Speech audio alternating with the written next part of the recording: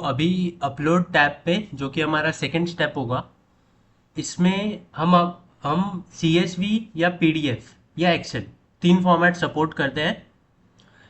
यहीं पे आपको एक्सपोर्ट योर डेटा का ऑप्शन भी मिलता है, और आपको एक्सपेक्टेड फाइल फॉर्मेट अगर देखना है कि क्या मेरे कॉलम्स होने चाहिए, अगर आप एक्सेल से अपलोड कर रहे हो या CSV से अपलोड कर रहे हो, तो ये आपके कॉलम होने चाहिए।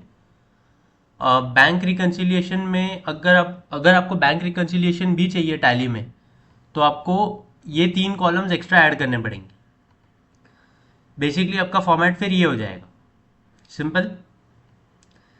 नेक्स्ट हम PDF अपलोड कैसे सपोर्ट करते हैं। तो PDF अपलोड के लिए आप डायरेक्टली, मैं जैसे कि ये डमी स्टेटमेंट खोलता हूँ जो पासवर्ड प्रोटेक्टेड है, तो अगर मैं इसको डायरेक्टली यहाँ पे अपलोड कर देता हूँ और पासवर्ड यहाँ पे लिखता हूँ,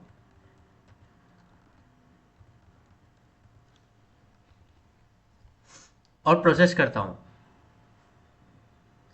तो ये मेरा PDF ओपन हो गया। अब जनरली बैंक स्टेटमेंट जैसे ही आते हैं, जिसपे ऊपर बैंक का नाम होता है, क्लाइंट के डिटेल्स होते हैं, डेट के कॉलम्स एक्सेट्रा कॉलम के नेम्स होते हैं।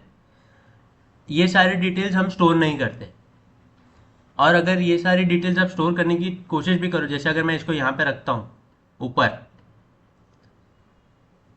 और इसको मैं यहाँ पे रखता हूँ नीचे, बिकॉज यहाँ पे अपना लास्ट नरेशन एंड हो रहा है, ये भी हमारा ट्रांजेक्शन्स का पार्ट है, लेकिन इसके वजह से फिर एरर आएगा, बिकॉज यहाँ पे कॉलम का नेम भी है, तो ये हमें एक्सक्लूड करना पड़ेगा। जनरली बैंक स्टेटमेंट्स में ऐसे नहीं आता है।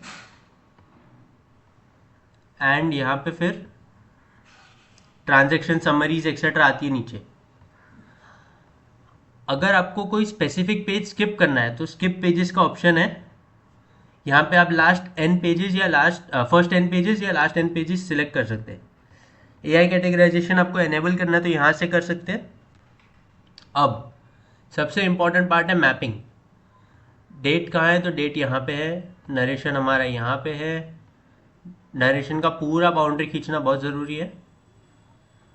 फिर हमारा विड्रॉवल यहाँ पे है। इंश्योर करना कि ये ओवरलैप ना हो, मतलब एक के ऊपर एक ना आए। डिपॉजिट हमारा यहाँ पे है। बैलेंस ऑप्शनल है, बैलेंस नहीं डाले तो भी चलता है। अब मैं इसको अगर यहाँ पे सेव करूँ, डमी PDF, मतलब बेसिकली अगर मैं फिर से ऐसे टाइप का PDF अपलोड करूँ, तो मेरा यहाँ पे ये डमी PDF सिलेक्ट करूँ तो ऑटोमेटिकली कॉलम्स आ जाएंगे, मेरे को डबल बार मैपिंग करने का ज़रूरत नहीं। अब मैं प्रीव्यू डेटा करूँ तो ये एरर आएगा।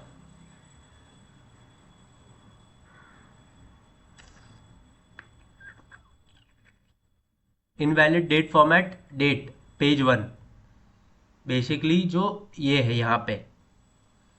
तो अगर मैं इसको भी यहाँ पे से एक्सक्लूड करूँ इतना, तो प्रोसेसिंग हो जाएगा।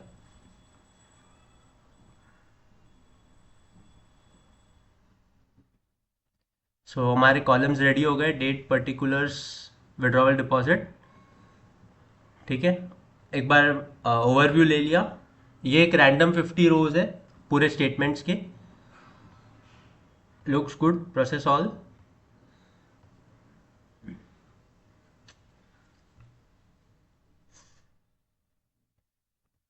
एंड यहाँ पे प्रोसेसिंग स्टार्ट हो गया है।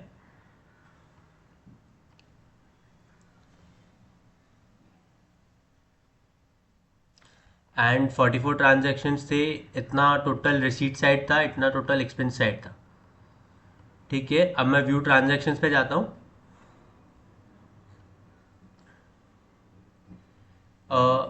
ठीक है, एक बार अपलोड टैब कंप्लीट कर लेते हैं पहले।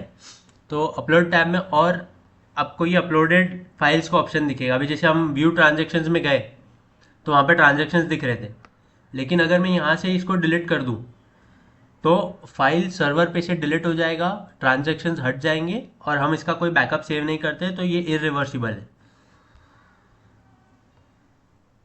फिर एक्सपोर्ट योर डेटा में you can simply export date डाल के, मेरे को कौन से डेट से कौन से डेट तक का चाहिए, XML चाहिए टैली के लिए या एक्सेल चाहिए, सिंपल। यहाँ पे भी आप AI मोड को एनेबल कर सकते हैं। टेम्पलेट डाउनलोड का बटन यहाँ पे है। So that's all about the upload tab.